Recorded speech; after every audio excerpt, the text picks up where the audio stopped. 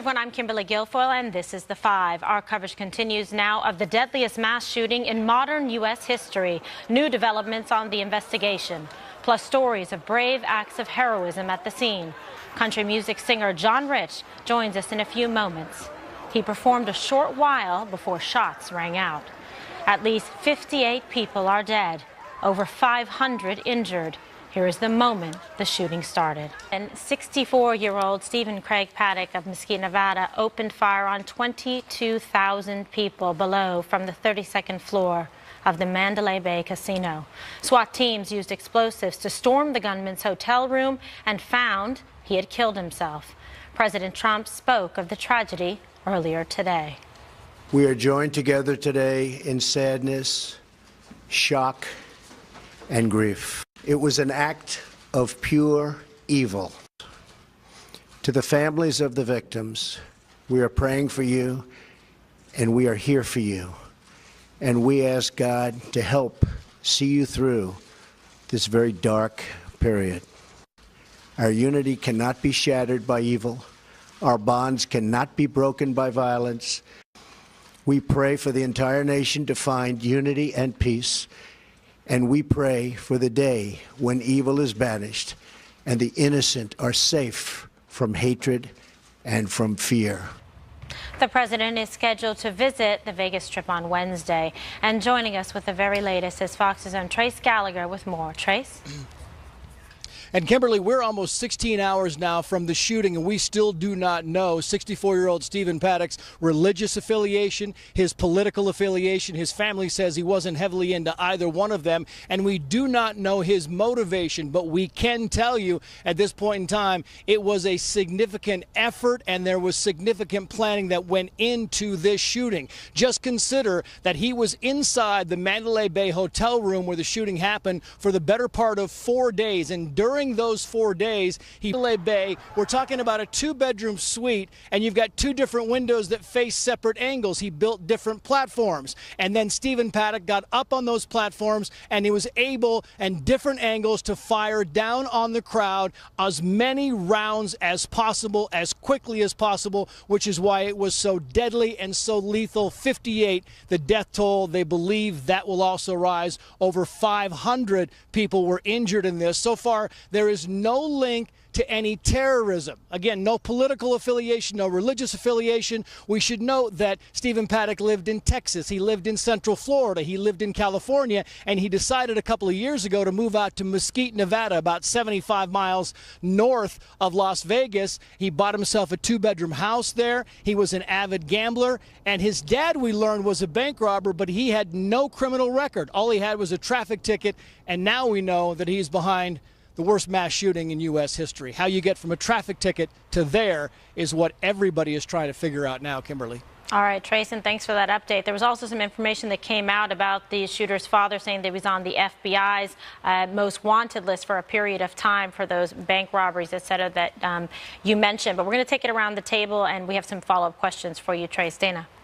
Well, I was curious about, does he not have any sort of online presence?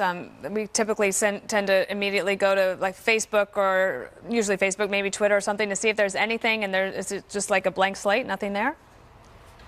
Nothing beyond, Dana, the stuff that we pulled up this morning, which showed that, you know, he'd lived in a few places, and he managed some apartments, and no real Facebook history to actually work with. We know that he managed some apartments down in Mesquite, Texas, and that he lived in California for a while, that he has family in Central Florida, and he got tired of the humidity in Central Florida, so he decided to move here to Nevada. But as far as any kind of political rants, religious rants, there was nothing that we could find that was linked to him at all, which is surprising, because you know and I know that within minutes after these types of shootings, as soon as we get the name, you can put it up on social media, you can run it against all these different data banks, and you come up with, in most cases, a fairly significant amount of information. In this case, we came up with a traffic ticket and came up with the fact that his dad was a bank robber, and beyond that, everyone's wondering, where do you go? How do you get from Mesquite, a gambler, living with a woman? We don't know if they were in a relationship or if they were just roommates, but you're living with a woman out there, and suddenly you take the precise and meticulous time to plan something as horrendous as this with no track record of any kind of rants or violence. It really is baffling the FBI, the ATF, and the Metro Las Vegas Police. All right, Greg. Hey, Trace, you brought up the girlfriend, and I'm curious about her online presence and where she is exactly. We keep being told that she's out of the country, which is, could be anywhere, but then you hear that it might be the Philippines, and I start thinking about the Philippines. I start thinking about ISIS. It leads me to, I'm just wondering, who is this person and why we don't know more about her? Well, we know her name is Marilou Danley, right? She's 62 years old, and we heard the same things today. She could be in the Philippines. She's definitely out of the country. That's all police would confirm for us. And they said because she's out of the country that she was not in any way involved in the shooting. However, they said when she gets back into the country, they will thoroughly question her because she might know a lot more than she's indicating right now. So she's not a suspect in the shooting, but she's still a person of interest in the overall crime. She has a lot more depth in her personal social media footprint. She's on Facebook a lot. She calls herself a happy grandma and a mom, and she loves her grandkids, and she loves more than anything just traveling around and doing things. But again, there's no religious or political affiliation tied to her Facebook page either. It's simply, hey, she talks to her sister a lot, and her sister says, you look great for 62, and she says, yeah, we've got good genes. There is nothing to indicate that she has been talking to anybody on any black market websites or anything aside from just family relationships on Facebook and run-of-the-mill stuff that you see any 62-year-old woman would have. Again, we're still trying to figure out if there's a relationship between Stephen Paddock and Marilou Danley or if they were just roommates. But we know the reason her name came up, Greg, is because her debit card was found inside the hotel room, so he brought it in there for some reason. Gotcha. Okay, Jesse. Hey, Trace, can you put a finer point on the weapons and what we know about the weapons? You just broke some news to me. I hadn't known that it was confirmed that it was a converted AR-15 semi-auto to a fully automatic weapon. How do we know that? And some of the other weapons that were found in the hotel room, how many were there and what types of weapons were they? And did he use just the converted AR-15 to do the shooting, or did he use other weapons? And where do we stand with the tracing of whether these were legally purchased and where does that stand? Yeah, all good weapons, Jesse. I mean, good question, Jesse. We don't really know at this point in time. We just know about the AR-15. We know it was modified, which kind of explains the rat-a-tat-tat, the rapid fire. We know that we were told at least 12 or 13 guns. We've heard as many as 20. We have sources telling us there were 16, 18, 20 guns in there. We haven't really specified exactly which guns they were. We know he used the automatic. We don't know the other ones he used, and we don't know the lineage of any of those weapons, where he got them. Did he buy them illegally? His brother only said, look, we think he's got a couple of guns in his house. We always knew that. He's a hunter. Beyond that, the family didn't have any more information about the weapons. So very early when we're talking about tracking, tracing weapons, all we know is that there was apparently, according to what they have told Fox News, a fully automatic modified AR-15 was used in this shooting. Jesse. Okay, Juan has a final question for you, Trace. Trace, I'm so interested in his background. So we know he worked for Lockheed Martin for a few years, I think as an accountant. And then he does not go into the military. He never had any military background. Nonetheless, from what we have learned so far, he was able to not only obtain these weapons, but then to, as you described to Jesse, to manipulate, fix them so that they became automatic, which raises in my mind some questions like, well, in Las Vegas, I think you don't even have to be registered to buy a gun or to possess a gun, no limits on concealed carry or open carry. But what about the hotel, the Mandalay Bay? Do they allow you to just bring in as many guns as possible? And did people who work at the hotel see that he had a tripod set up by the windows? No, and they're telling me we're up against the clock, Juan, but no, and we're not saying that he modified the gun. We're saying the gun was modified. So I don't want to make the stretch that he actually did this himself, because I have no idea what capacity he has as either a marksman or his gun ability. We just know that he was a hunter. That's about as far as it went. He was at one time an accountant, and he flew airplanes. He's got a private pilot's license. He's registered to 1 or 2 aircraft, and his history with weapons, he was in the military, where he got the ability and the sense to actually build these platforms so that he could shoot down and cause the most death and destruction is really one of those questions that we will learn in the coming hours and days, Juan. Thanks, Trace. Okay, sadly, a lot of that information is on YouTube videos, how to, convert it to fully automatic. But, okay, Trace, thank you so much. Country music star John Rich performed at the outdoor festival just a short while before the gunman opened fire. He joins us now from Los Angeles. John, thank you so much for being with us tonight and sharing, which must have been just a horrific evening, and to have experienced that and just the loss of life. If you can tell our viewers where you were when this massacre started. Well, we played about 90 minutes to 2 hours before Jason Aldean, and so we had actually loaded up our bus, and there's a little country bar that I have in Las Vegas that I own, and we went over there as Big and Rich and Cowboy Troy to play a little after-show set. So we were over there on stage there and got the tap on the shoulder that there was an active shooter. What they told us is they thought there were multiple active shooters and didn't know where they were.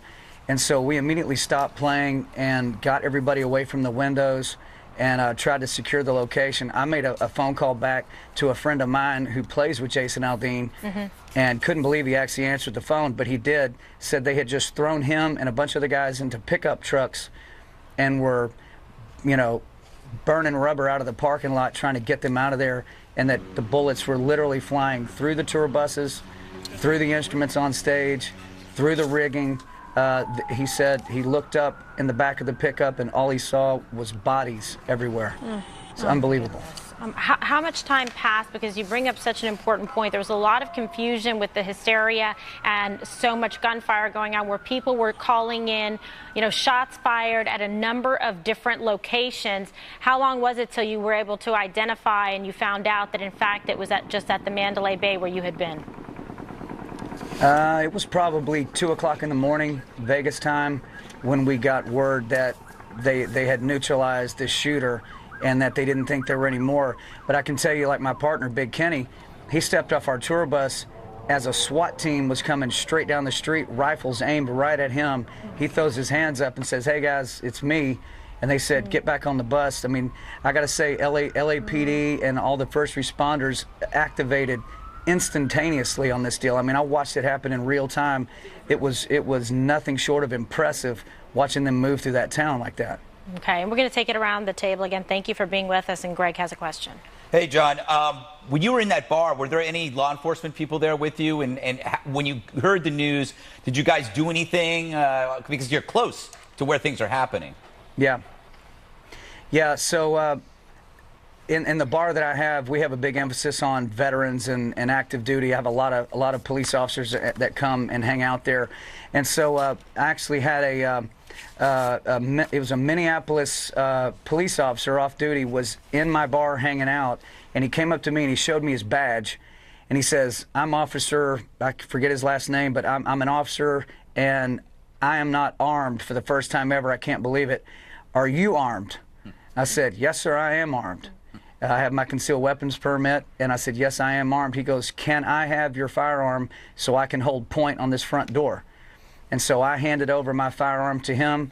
Everybody got behind him, and for about 2 hours, without flinching, this guy kept a point on that front door just in case somebody came through. Wow. Wow, what an incredible story, Dan. That is a really amazing story. John, I wanted to ask you about the fact that these festivals have become so popular, especially for country music. I know they're not the only ones that do it, but that country music singers, to me, are some of the most accessible to their fans. You personally put yourselves out there. You feel very close to them. And I wondered if you would talk to Jason Aldean or any of the other performers about how they're feeling tonight and that personal heartbreak that they feel about what's happened. Well, you're exactly right. You know, country music is really a unique genre, I think, because of the relationship between the singers and the fans. You know, we hang out with them, we talk to them, we'll go have fun with them. Our concerts are very interactive with our fans. I mean, I'm a country music fan, so I'm a fan of other singers, and we all, it's like a big family out there. There was one guy that I'm good friends with named DJ Silver. If you go look him up, he's a great guy, and he plays with Jason Aldean. Man, this guy tells me that his 6-month-old son, who I met before the show and got a picture with, his 6-month-old son and the nanny who was watching him were in the room next door to the shooter on the 32nd floor, literally in the room next door. And he went for about 3 or 4 hours and didn't know where his son was. Oh. I mean, it just, you look out and you see these country music fans. Let me tell you something. These people were coming to this show from Southern California, from Arizona, Nevada. They were from all over the place. Canada. About, yeah, Canada too. During the Big and Rich show, every show we bring up veterans and active duty on stage, and at one point we had all 22,000 people at that show with their iPhones up in the air and the bright light on facing the stage, singing in unison, God Bless America. Wow. In unison. And I look at that and I go, there's no race in that, there's no politics in that, there's no religion in that. That's just America with one voice, all singing a song about our country, celebrating the fact that we have the freedom to have these big outdoor music festivals and live our lives. That was literally going on about 2 hours before this shooting started. Okay, Jesse? Hey, John, after you were on the main stage and then you left to go to your bar to perform for some of your fans, everything went down at that point. You must have had people there in the bar that still knew people who were at the main event. How were they reacting knowing it was going down? I mean, that must have just been heartbreaking to watch and to experience. You're exactly right, because all the people that had come over to our bar to watch us play had just come from the concert. I remember this one lady in particular, she's Canadian, and she was just, I mean, uncontrollably weeping in the room because she could not contact her friends back at the show, and her husband came over to me and said, John, would you mind coming over and talking to my wife and trying to calm her down? And so I said, absolutely. So I'm over there with my arm around this Canadian lady, you know, trying to calm her down and get the situation to try to be as calm as possible. But let me tell you, that is a stretch to try to be calm in that situation. Okay. Juan. Hi, John. So what struck me was the fan experience, because what we are hearing today is that people thought, oh my gosh, it's just firecrackers or some kind of noise that's part of the show, and they were slow to understand. I think Jason Aldean had been on stage about 20 minutes, it said, before this occurred.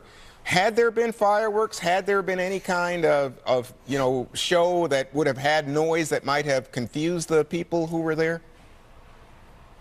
No, Juan, there hadn't been anything like that, but these shows are huge.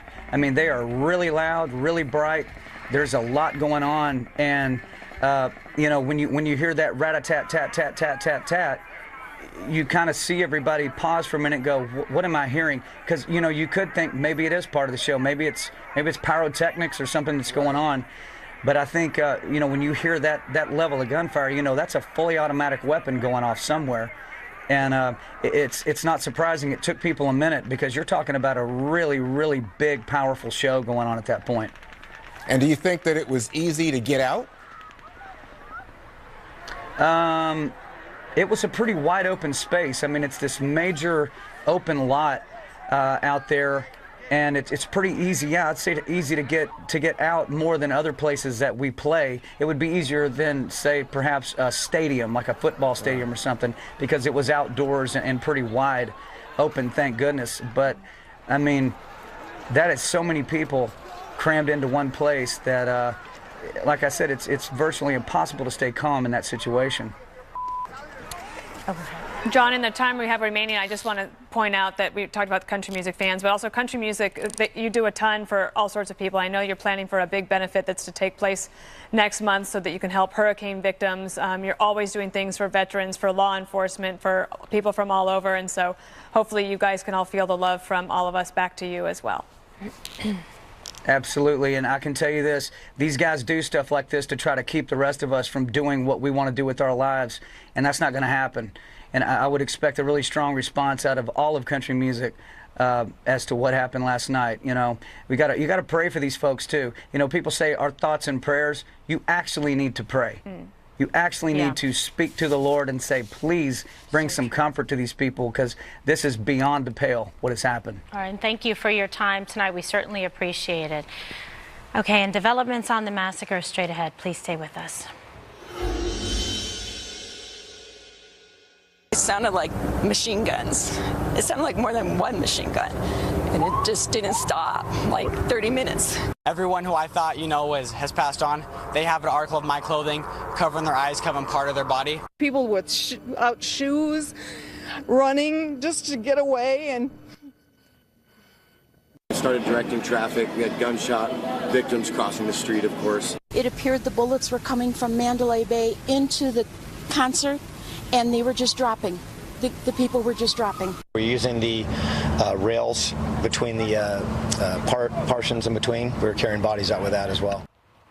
Following the tragedy in Vegas where a shooter opened fire on an outdoor concert, many are questioning if this is the new normal for all of us. We saw this in Manchester at that Ariana Grande concert back in May, an event meant to be fun and carefree that turned into a horrible tragedy. The question tonight, can we do anything to prevent these types of incidents? Joining us is law enforcement analyst and former Green Beret, Lieutenant Colonel Scott Mann. Thank you, sir, for being with us tonight. If you go to a large event in an urban center, you are a soft target, and there's lots of different ways to try to protect ourselves, but ultimately, if somebody wanted to do this from that far away with that kind of weaponry, is there any way that we can further protect ourselves? Well, I mean, first of all, I'm afraid the game has changed. I wish I wasn't right about this, but I think I am. Is that, you know, what was once off limits and stuff that happened, you know, over there in other countries and other places, it's now here.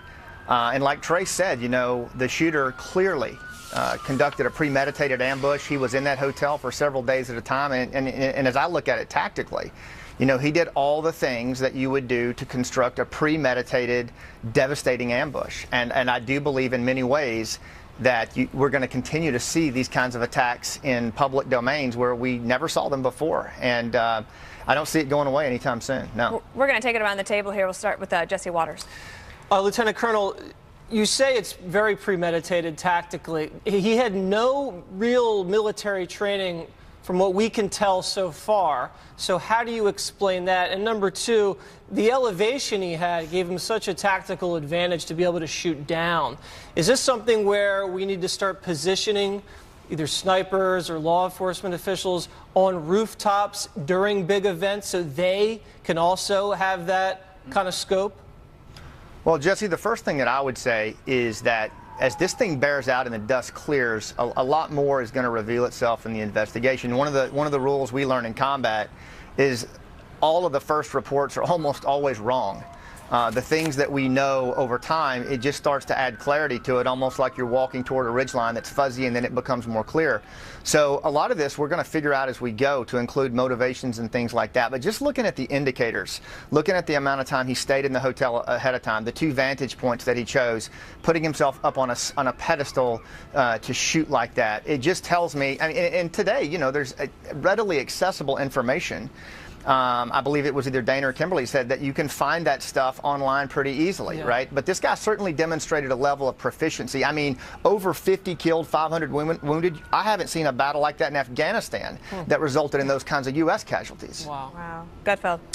I want to focus a bit just on how the media reports on this and how that creates more of these kinds of incidents by, I don't know whether it emboldens people or not. How do you feel the media does its job when it comes to these mass? This is a terror attack, in my view, or a mass shooting. Is there something that we are doing that makes this worse? Are we showing too much? Are we showing too little?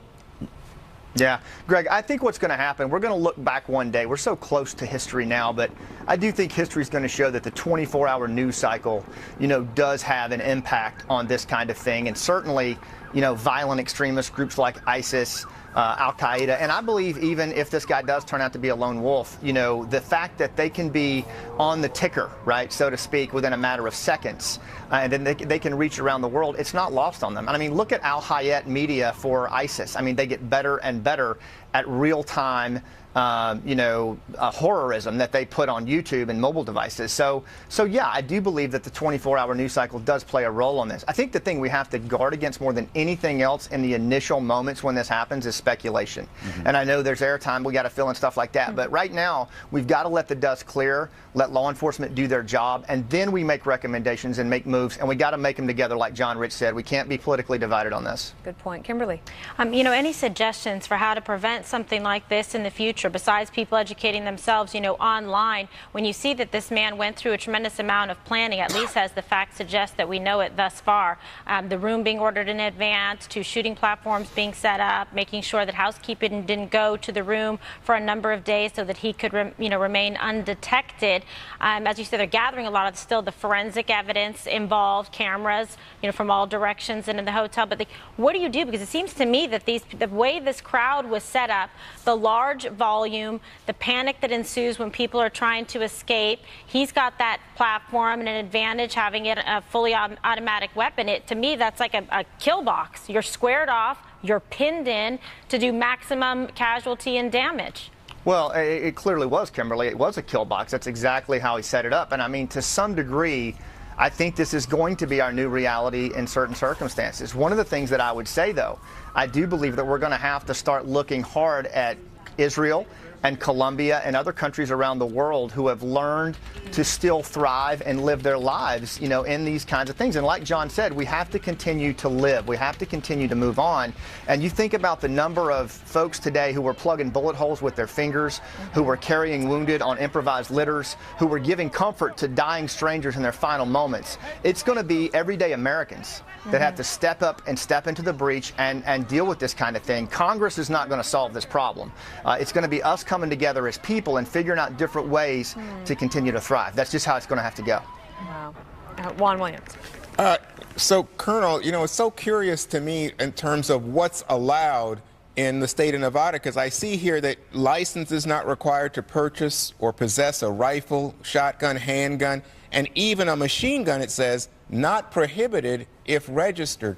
So did it make a difference in terms of the laws there that this event occurred in Nevada? Juan, I don't think it did. I mean, and again, careful of speculation here because investigation will bear this out.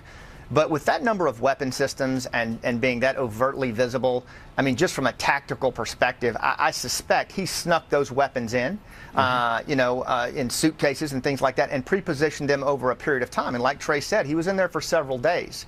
So a good amount of premeditated pre-positioning occurred. I suspect it was done with covered and concealed carrying cases, and they were assembled in the room. I don't think the laws that were in place there, and I mean, again, look at Paris, complex attack, London, complex attack, San Bernardino, where the laws were very stringent, complex attack. I don't think that was the reason for it. Well, Lieutenant Colonel Mann, thank you so much for your expertise tonight. We appreciate it. My pleasure. Thank you, guys. Police say the gunman responsible for the massacre in Las Vegas today used at least 10 weapons to commit this atrocity. The subject of gun control quickly brought to the forefront again by some. Here's Tom Brokaw. Hillary Clinton also wading into the debate, slamming the NRA on Twitter. Quote, "Our grief isn't enough. We can and must put politics aside, stand up to the NRA, and work together to try to stop this from happening again." The White House says it's too soon for the president to comment on the subject.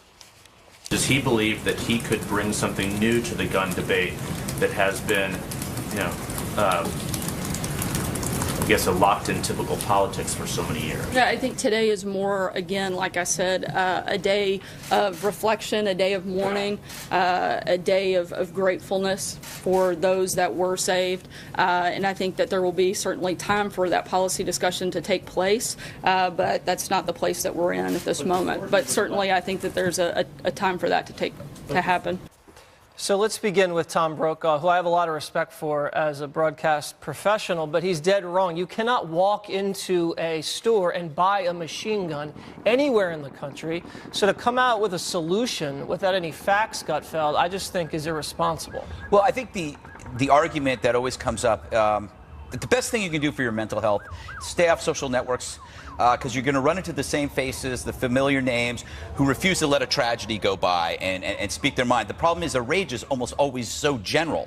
Like, nobody wants this to happen. So tell us exactly the specific thing that needs to be done in this case that would have prevented that. Please do that. But don't just say, guns bad, Republicans bad, they are to blame. Anyone on TV, the media, the film industry, entertainment can afford to rag on guns because they live in safe places. They are in highly guarded, secure workspaces. We live in a bulletproof studio right now. We have cops everywhere. CNN's like that, MSNBC's like that. People that live in gated communities in Hollywood don't have the same problems people on farms have.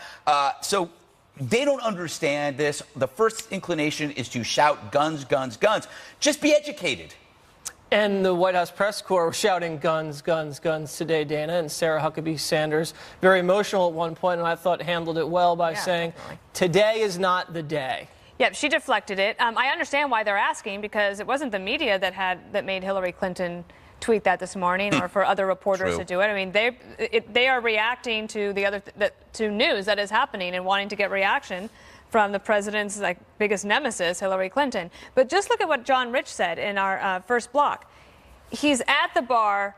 They find out what's happening. They believe there's an active shooter, and an off-duty police officer from Minneapolis happens to go to him and say, I don't have my weapon. Here's my badge. If you trust me, can I have your weapon to help protect these people? Interesting. And anybody in the media would have been grateful to that off-duty police officer and the fact that John Rich did have a legal concealed carried weapon so that they could be protected in that moment. And Hillary Clinton, as you mentioned, looking for the villain just on the heels of the tragedy, just a few hours afterwards, blaming the National Rifle Association. How do you feel about that? Seemed a little too soon, Kimberly, to me at least. Yeah, I don't think it's appropriate. There's still people that are missing. There's family members trying to locate their loved ones. There are people fighting for their life that are critically injured, including one police officer who was off duty and who's in very serious condition right now. And when you think about it, it's like, well, okay, haven't we heard enough for you from exactly a moment? Have you not sold enough books? Do you need to politicize this today? Can you just stand down for a moment and not make these kind of comments? Like, there's plenty of discussion to be had on gun control, and there has been, and there will continue to be going forward. Today is a day to be respectful and to mourn the loss of those who passed and those that are still fighting to live. So when there's a terror attack, Juan, and the President of the United States says, well, this is why we need the travel ban, the left says, oh, he's trying to politicize the tragedy. But then when there's a mass shooting, Hillary comes out and says, this is why we need gun control, and attacks the NRA. Isn't she doing that, politicizing the tragedy? I don't think that's a fair analogy at all. There's one situation where you're talking about banning a group of people that the argument was on the basis of their faith, their religion, Jesse, not in the fact that they were people who were connected to terrorism. Not according to the courts. So no. In fact, the courts said that you can't do it. Let's get off the travel ban anyway. Okay, well, let's move back to guns. And I think it's really odd to me to hear repeated this idea, oh, you can't talk about this today too soon. I mean, if it was a one-time event, I'd say, well, okay, maybe. But what do you do when you've got Newtown, when you've got Virginia Tech, when you've got the Congresswoman Gabby Giffords, when you've got the nightclub, when you've got San Bernardino, Fort Hood, and now this? At some point, you got to say, this is what Vice President Biden said today. How long do we let gun violence tear families apart? Enough. Congress, the White House should act to save lives. Chris Murphy, the congressman from Connecticut, he said this must stop. It's positively infuriating that people are so afraid of the gun industry. Get off your butt, he said, and do something. What's the specifics that they're offering? That's what I was. Well, I think there are lots of specifics. For this particular, you bring up an event, then tell us how to solve the event. However, I do agree with you, but let's come up, if you can come up with a solution we would agree with you. But Well, there's no solution. That's why the argument goes away, because you never have a solution. You just have a complaint. I think there are lots of solutions, and the question is, how can we find common ground and stop screaming at each other and understand we all have a common collective self-interest in not having these kind of mass attacks which have multiplied in the last few years. Okay, well, maybe we can continue to have a discussion and we can hear some specific solutions, because we haven't heard any yet. Coming up, the selfless acts of humanity at the scene of today's deadly mass shooting. Today, flags at Capitol Hill and the White House were lowered to half staff. We'll be right back.